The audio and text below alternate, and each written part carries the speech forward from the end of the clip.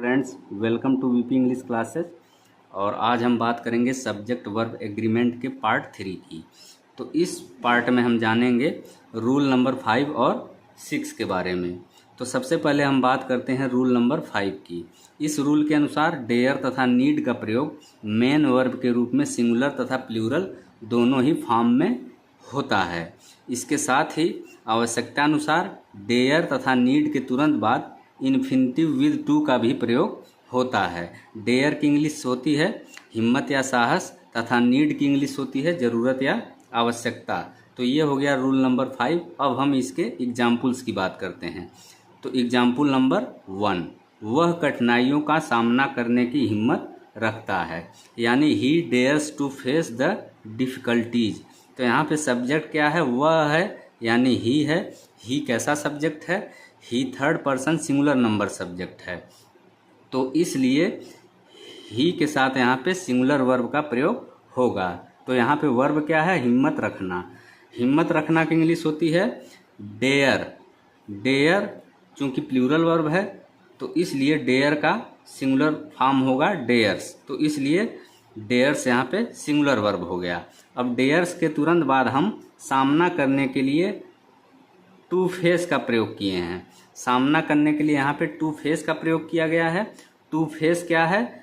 Infinitive with two है, जो कि डेयर के या डेयर्स के तुरंत बाद प्रयोग में आया है। कठिनाइयों के लिए यहाँ पे द डिफ़िकल्टीज का प्रयोग किया गया है। तो ये हो गया एग्जाम्पल नंबर 1। अब नेक्स्ट एग्जाम्पल की बात करेंगे। राम को एक किताब की ज़रूरत है, यानी राम नीड्स ए बुक।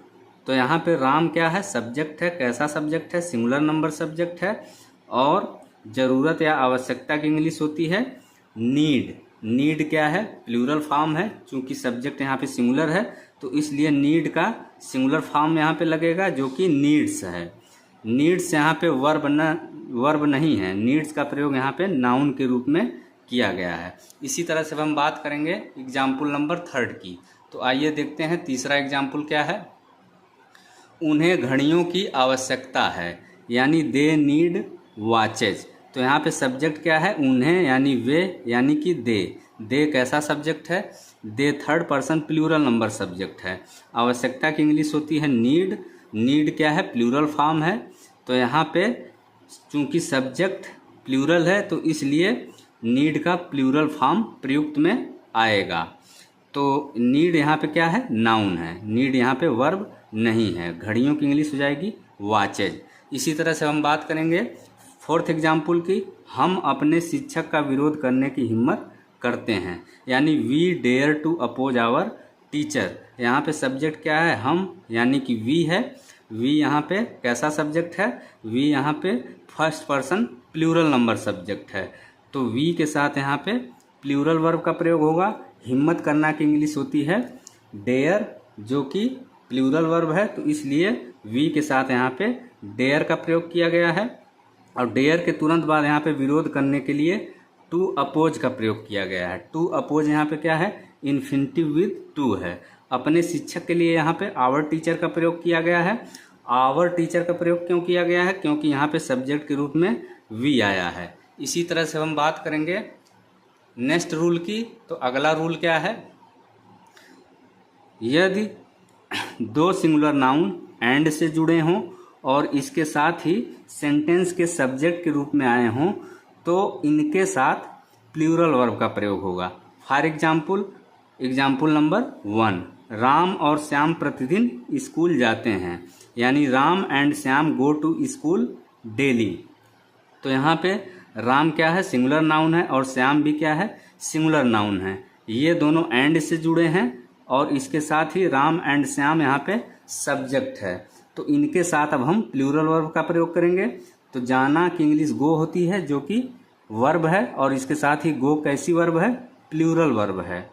इसके बाद अब हम बात करेंगे एग्जाम्पल नंबर 2 की।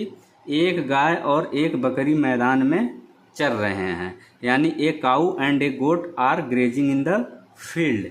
तो यहाँ पे एक गाय यानी ए काऊ सिंगुलर नाउन है, और एक बकरी यानी ए गोट ये भी सिंगुलर नाउन है, जो कि एंड से जुड़े हैं। ये दोनों एंड से जुड़े हैं, इसके साथ ही सब्जेक्ट के रूप में भी हैं, तो इनके साथ प्लूरल वर्ब का प्रयोग करेंगे। प्लूरल वर्ब यहाँ पे आर होगी। क्यों होगी? क्योंकि ये सेंटेंस हमारा प्रेजेंट कंटिन्यूअस टेंस का है। और इसके साथ ही मेन वर्ब खोजेंगे। मेन वर्ब है यहाँ पे चरना। चरना की इंग्लिश ग्रेज।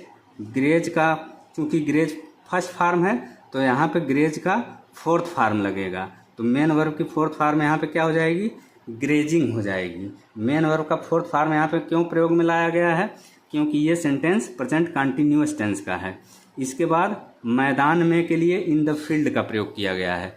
तो फ्रेंड्स, ये था आज का वीडियो। अगर वीडियो आपको अच्छा लगे तो वीडियो को लाइक करें, शेयर करें, साथ ही चैनल सब्सक्राइब करना न भूलें।